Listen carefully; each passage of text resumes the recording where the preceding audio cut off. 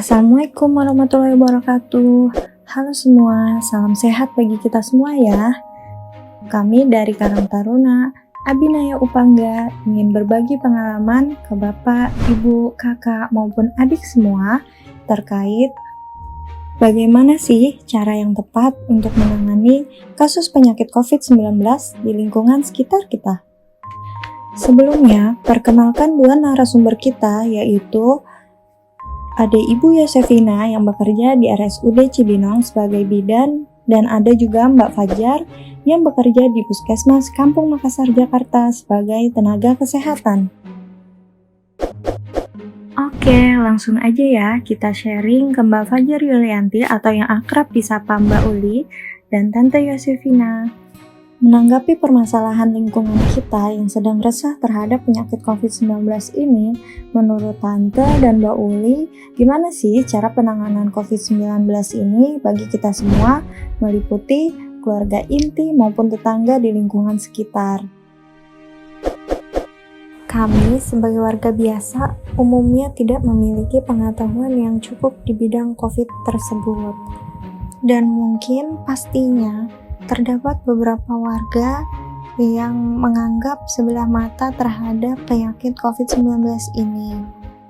Dikhawatirkan dari pihak keluarga inti mengalami tekanan psikis bahwa dia merasa dikucilkan, atau dari pihak warga sekitar dia merasa resah terhadap penyakit COVID ini karena mereka masih belum paham betul dan belum mendapatkan edukasi yang tepat terkait penanganan kasus COVID-19 ini. Walaupun pada sebenarnya kita semua tidak bermaksud untuk berpikir negatif terhadap penyakit COVID-19 ini. Nah, bagaimana sih solusinya menurut Tante dan Mbak Uli terhadap kasus ini? Banget ya, sudah ada kasus di RT 6 kita ini. Jadi sebenarnya ini seluruh dunia itu sudah tahu wabah yang sedang melanda kita ya. Jadi kami berharap ini bukan hal yang baru lagi, ya kan? Semuanya pasti sudah tahu kalau virus corona ini dia menularkan. Jadi sekarang tergantung dari keluarga inti sendiri, sudah mau menerima apa belum, dan harus menerima mau tidak mau, ya kan? Ya mudah-mudahan tidak terinfeksi ke yang lain. Tapi kalau memang itu terjadi sama keluarga kita harus sudah menerima, dan kita jangan pura-pura tidak tahu. Itu loh. Karena ini sudah bukan aib lagi, udah masalah dunia. Jadi bagaimana kita harus edukasi lagi ke keluarga intinya. Dan itu juga tergantung pribadi, dia mau menerima apa enggak. Nah di sini faktor psikologi kan penting sekali kan, begitu. Dan kita berharap untuk harus mengerti. Ya kan, karena ini sudah bukan rahasia umum lagi gitu. Jadi dari keluarga sendiri bukan kita mengucilkan, jadi jangan merasa terkucilkan. Tapi memang untuk menghindari untuk terjadinya jatuh korban lebih banyak lagi, jalan satu-satunya seperti itu, harus isolasi mandiri. Kan kita tidak tahu virus itu kena ke kitanya itu kapan, di mana, ya kan? Kita karena nggak kelihatan kan barang seperti ini. Nah, apalagi sekarang tanpa gejala pun dia bisa positif. Begitu. Jadi mungkin kita semua mohon pengertian dari keluarga inti sendiri, harus menerima. Jadi intinya kita tidak mengucilkan, tapi memang itu sudah protokol kesehatan begitu kan, ya itu kan semua udah tahu. Untuk kita yang tidak terinfeksi, ya biasa pakai masker, jaga jarak, gitu kan, udah tahu kan. Tapi kalau yang sudah terinfeksi, dia juga harus tahu diri. Aduh, jangan sampai saya menularkan ke orang lain deh. Udah, biar cukup saya aja. Kita harus punya prinsip pribadi kita seperti itu dulu, gitu. Dan di situ kita harus menerima. Mau nggak mau kita harus menerima, karena ini kan sudah terjadi kan. Oke lah, untuk penyembuhannya obat udah ada dari dokter. Pasti kalau kita berobat kan pasti. Yang kedua yaitu jaga kondisi.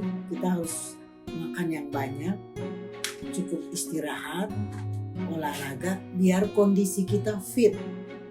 Dan virus itu untuk membunuhnya kan sudah ada obatnya kan. Obat yang sementara ini dokter udah kasih kan antibiotiknya kan udah ada ya. Karena dia kan menularkan kan infeksi paru-paru kan, jadinya ini saluran pernapasan. Jadi kenapa intinya harus pakai masker ya itu. Terus untuk peran tetangga kita jangan sampai ada rasa pikiran negatif lah. Dia positif corona jangan deket-deket dia. Jangan sampai ada kalimat kata seperti itu. Kalau itu terjadi pada kita juga pasti kita nggak mau begitu kan, kita nggak menerima. Cukuplah kita, aduh maaf ya, mungkin kita harus jaga jarak dulu sementara, toh mah bukan seterusnya seperti itu. Nanti kalau dia misalnya udah di swab hasilnya negatif, udah dia seperti biasa lagi begitu. Di situ kan ada prosedurnya kan untuk mengetahui dia terinfeksi virus corona ini kan. Misalnya dia ada gejala, dia harus ke dokter. Dokter kan pasti sudah curiga menjurus ke situ. Di rapid test biasa ya. Nanti kalau reaktif berarti harus berlanjut ke swab. Kalau dia positif paling enggak dia harus isolasi mandiri. Kalaupun dia reaktif belum ada swab, hasil swab, dia harus tetap isolasi mandiri. Gitu untuk menjaga kemungkinan. Tapi kalau misalnya dia reaktif, swabnya negatif, tetap dia juga harus isolasi mandiri untuk menjaga begitu. Berarti kalau untuk orang yang kontak langsung dengan mereka bagaimana? Itu harus diperiksa karena kan kita setiap hari ya. Jangankan keluarga inti di dalam rumah, tante yang setiap hari memang tante bukan di bagian COVID, non COVID, tapi kalau misalnya pasien itu masuk dari UGD, emergensi nih ya, tante kan kebidanan ya, dia harus segera ditolong untuk melahirkan. Sedangkan hasil swabnya belum ada, tetap kita harus tangani. Tiba-tiba, tetapi tetap kita pakai APD ya. Tapi tiba-tiba misalnya kita udah nolongin, udah perawatan dia, misalnya sehari 2 hari, kita udah kontak langsung terus kan itu. Ternyata hasil swabnya positif. Nah, di situ kan paling enggak 70% itu kan kita juga Sama kita. ya, begitu Pak ya. Jadi ya tetap langsung kita bilang, aduh ini pasien ini hasilnya positif. Ya udah yang kontak langsung harus rapid test swab langsung. Kayak tante kemarin kan gitu. Bayinya juga. Kalau ibunya positif pasti menular. Begitu. Ya ada kita juga kadang sering kecolong sih. Kecolongan benar di ruangan. Kemarin pagi juga tante kan swab kan. Karena kita sudah perawatan pasien itu pos sesar 3 hari di situ. Ternyata dia hasil swabnya positif. Sedangkan itu kita udah ganti verbal, udah ganti infus, udah komunikasi. Tetap. Jadi kemarin kami semua bidan itu di swab. Gitu. Kalau misalnya ini kan ada orang yang kira-kira ya bukan di sini sih gitu ya, tapi di luar kebanyakan sana gitu ada yang bandel gitu. Udah tahu diri dia sakit tapi dia tetap pengen nih orang lain juga ikut kena biar ngerasain. Iya, gitu. ada yang punya pikiran seperti itu. gimana? Masa gue sendiri sih yang kena begitu? Ya udah, itu berarti dia kan Jahat. Egois. punya pikiran yang negatif ya. Coba kalau kita maksudnya begini, janganlah seperti itu. Kalau memang kita sendiri sudah mengalami, jangan sampai orang lain. Jangan, ini malah begitu. Jadi ya kita kan nggak tahu dia positif apa negatif ya. Makanya menghindari untuk kumpulan banyak orang itu begitu. Ada yang sengaja seperti itu, tapi seharusnya prinsipnya kan nggak boleh. Ya. Gitu. Terus kalau misalnya ada ini kan alat jual rapid test kan dijual bebas kan, sekarang ada yang dijual bebas. Katanya sih. Mereka bisa induri. Nah itu sebenarnya emang dari pemerintah membebaskan itu atau gimana? Kalau untuk pemerintah membebaskan saya kurang tahu ya. Nah itu bisa aja nakal-nakalnya orang atau perusahaan, kita kan nggak tahu kan. Tapi sebaiknya saya anjurkan untuk lebih baik ke rumah sakit. Oleh tenaga ahlinya Ya, langsung itu kan yang ngambil harus petugas laboratorium. dan harus safety juga yang ambil kan Iya, harus sampai deh karena itu. posisinya kita nggak tahu nih orang yang kita ambil sampelnya itu yang kita rapid apakah dia memang negatif sehat atau sebenarnya di kita dalam kan kontak iya langsung. di dalamnya tuh ada Kayak kemarin petugas laboratorium dia ngambil tante swabnya baru pertama kali, selama ini rapid negatif terus kan. serius baru Iya. sekali swab ini Baru sekali swab ini rapid memang negatif, cuma kemarin karena takut kontak sama itu bidan semua harus langsung swab aja, nggak pakai rapid dulu, nggak. Jadi kita harus langsung swab. Jadi kan dimasuk alat kan lewat hidung kan. Tetap kita pakai masker, kita buka sedikit. Nah, begitu alatnya lepas itu otomatis kita untuk refleks bersin itu kan iya. kayak gimana sih cotton bud masuk di itu, benda asing lah gitu. Itu. Jadi begitu dia tarik alat, Bu, nanti naikin masker ya. Iya, begitu naikin masker bener kita langsung bersin begitu. Dan dia kan begitu ngambil alat kan dia juga langsung menghindar kan. Gitu. Ya gitu, kita harus sebenarnya dari pribadi. Dari diri kita sendiri sebetulnya. Iya. Harus ya mohon pengertiannya aja, mohon kesadarannya aja. Begitu, Mbak. Sebenarnya sih yang harus dijauhin itu penyakitnya ya, bukan orangnya. Cuman Iya. salah satu caranya itu adalah dengan menjaga jarak. Iya. Terus memakai masker, Iya. ya mencuci tangan sering-sering, dan itu harus ada kesadaran dari diri kita masing-masing. Kalau misalkan kita hanya mengandalkan orang dan kita masih nggak percaya nih ini konspirasi atau apa, ya itu sulit. Kenapa bisa melonjak kasus itu? Ya balik lagi ke pribadinya, karena kita sendiri itu ada yang kurang taat untuk menjalankan protokol kesehatan itu. Dan sebenarnya bukan maksud kita nggak pernah. Kalau sekarang kan karena COVID udah itu udah penyakit umum ya saya.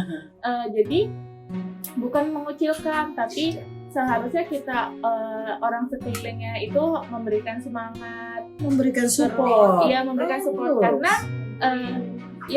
terus memberikan, karena kan selama 14 hari mereka di dalam rumah tuh nggak bisa kemana-mana. Jadi kita harus membantu juga kebutuhan yang mereka butuhkan selama di dalam rumah itu. Terus tidak boleh tuh yang tadi tante bilang menghujat atau apa, melihatnya seakan-akan jijik, padahal mereka sendiri pun COVID ini nggak ada yang pernah mau nggak ada yang pernah mau untuk kena gitu kan. Iya, jadi kita sebagai orang sekitar atau orang terdekatnya ya harus memberikan semangat, karena kan salah satu untuk membunuh virus itu terbentuknya imun yang baik. Nah, imun yang baik itu bisa didapatkan dari hati yang bahagia. Kalau misalkan kitanya kitanya stres itu malah membuat kita turun. Dan belum lagi kalau misalkan si pasiennya tersebut mempunyai komorbid atau penyakit-penyakit lainnya. Penyerta lainnya, benar. Jadinya itu akan memperburuk keadaan tersebut, dan sebetulnya tidak boleh heboh ya Tan ya, maksudnya tetap harus tenang, tetap harus waspada kitanya. Ini pun sebagai pengingat kita untuk mengencangkan lagi nih pelaksanaan protokol 3M-nya itu. Itu sih. 3M apa nih? 3M itu memakai masker, Terus menjaga jarak dan mencuci tangan pakai sabun sesering mungkin. Soalnya kalau misalkan kan sering nanya nih, sebenarnya penyemprotan desinfeksi itu berpengaruh nggak sih, efektif nggak sih? Efektif, tapi hanya beberapa waktu aja, nggak bisa selamanya. Selamanya enggak. Karena kan virus itu akan tetap terus menempel ke benda-benda yang disentuh atau dimanapun oleh si orang yang positif ini. Nah, caranya itu gimana yang paling ampuh, yaitu dengan cuci tangan. Terus nggak boleh sering-sering memegang wajah ya kan? Itu karena kan banyak kayak hidung, ngecek-ngecek wajah, terus ngecek-ngecek mata dengan tangan yang tidak bersih, itu tuh sangat berpotensi sekali untuk menularkan si virus tersebut. Oh ya, terus ada lagi etika batuk ya Tan ya.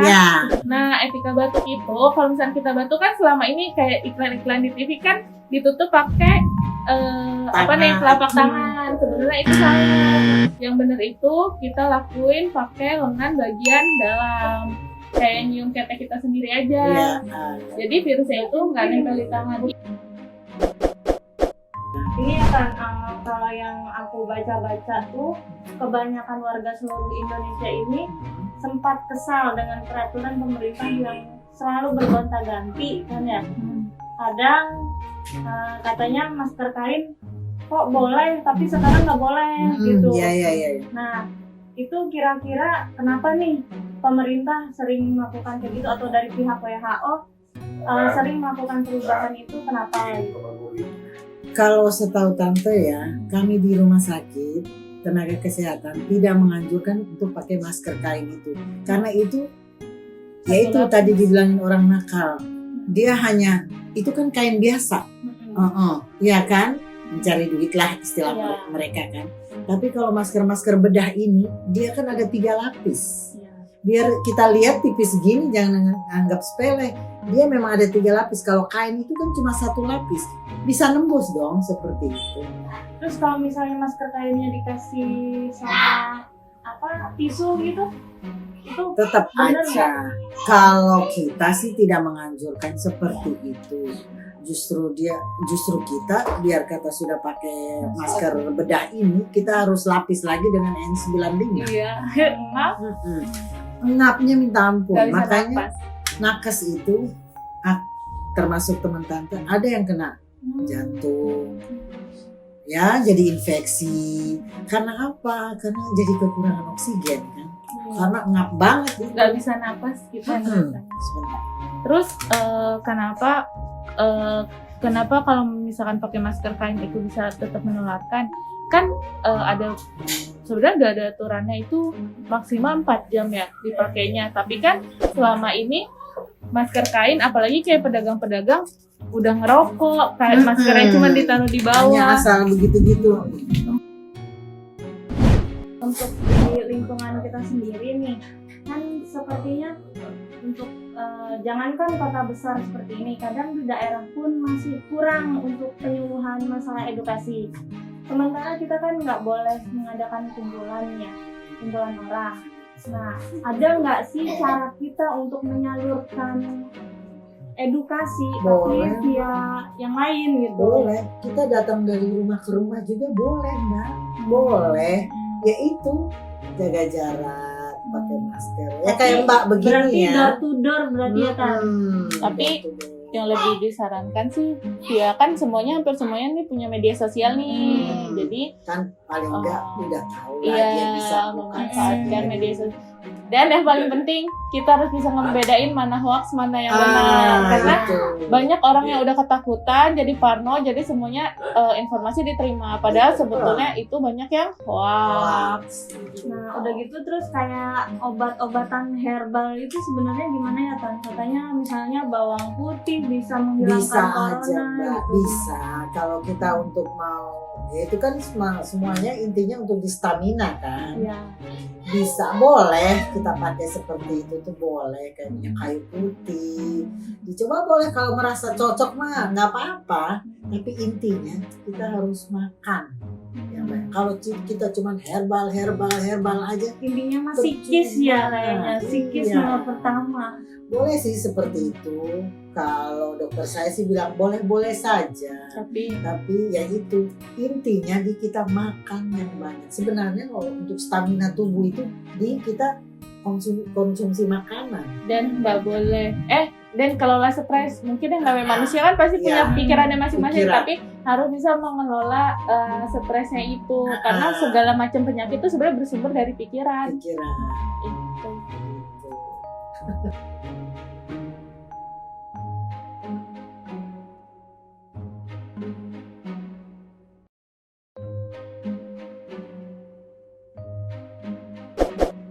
Oh iya, kan dengar-dengar awal tahun nih vaksin udah mulai nyebar Iya. nih. Itu sebenarnya vaksinnya tuh udah ada atau belum sih? Yang tante tahu itu dengarnya sih ini cuman ya kalau saya sih pernah nanya sama dokternya. Katanya sih ya kalau udah ada mah harusnya mah langsung dong Iya. dibagi, udah wabah begini masa masih ditahan-tahan. Nah, ya udah kita tunggu aja katanya gitu. Kalau udah ada ya udah kita harus salurkan. Oh berarti belum Masih- pasti ya, berarti belum vaksin itu pasti. udah ada atau Iya, belum? iya kan Mbak. Puskesmas aja Belum. belum.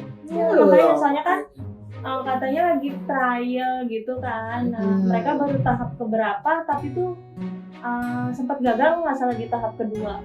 Makanya kalau misalnya awal tahun kok kayaknya juga agak ragu-ragu nih. Iya gitu. Diperkirakan untuk awal tahun sudah ada pasti untuk ready ya sudah. Ya, Tapi ya itu.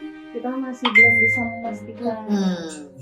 Jadi sih kuncinya paling utama ya tadi penerapan protokol 3M, terus Intinya itu. makan makanan yang bergizi, yang bersih, terus menjaga lingkungannya supaya tetap bersih, terus aktivitas fisik ya minimal 30 menit setiap hari, olahraga itu jemur jemur di bawah sinar matahari 15 menit. 15 menit itu sih, karena sampai saat ini pun kita yang dari pihak kesehatan pun belum mendapatkan informasi pasti tentang Vaksin ya betul. Jadi bagaimana pengobatannya kalau misalkan pasien positif yang tanpa gejala ya dari diri mereka sendiri ya. Bagaimana ngebentuk sistem imunnya, sebenarnya yang 10-14 hari itu virusnya itu sudah mati. Cuman kenapa kalau misalnya ada nih yang udah di swab 14 hari masih positif, itu tuh masih tinggal ya potongan-potongan virusnya yang tapi udah nggak berbentuk sempurna. Iya. Kalau saya sih prinsipnya begini, jadi dari pribadi dulu sebenarnya. Jadi jangan merasa terkucilkan, biasa aja gitu. Toh itu juga tidak selamanya kita harus nggak kayak penyakit kusta ya. Iya yang dijawab. Kalau penyakit kusta ya Udah kayak memang HIV juga. Iya. Kalau HIV dia kan melalui darah kan. Cairan. Kita menolong seperti biasa aja, yang penting kita pakai handscoon apa gitu. Nolong persalinan seperti biasa aja. Oke, mungkin cukup segitu aja sharing kita terkait penanganan kasus COVID-19 ini. Terima kasih kepada Mbak Uli dan Tante Yostina yang udah meluangkan waktunya untuk menjelaskan terkait penanganan yang tepat apabila terjadi kasus COVID-19 di lingkungan kita. Semoga sharing tadi dapat bermanfaat bagi kita semua. Mari kita jaga kesehatan dan taati protokol kesehatan yang berlaku. Kami selaku Karang Taruna Abinaya Upangga pamit undur diri. Assalamualaikum warahmatullahi wabarakatuh.